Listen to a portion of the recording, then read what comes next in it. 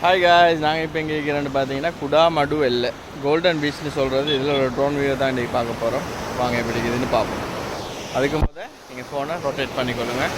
அப்போ தான் இதில் ஃபுல் வியூவும் உங்களுக்கு விளங்கும். வீடியோ பார்க்கணும், ஃபோனை ரொட்டேட் பண்ணுங்க.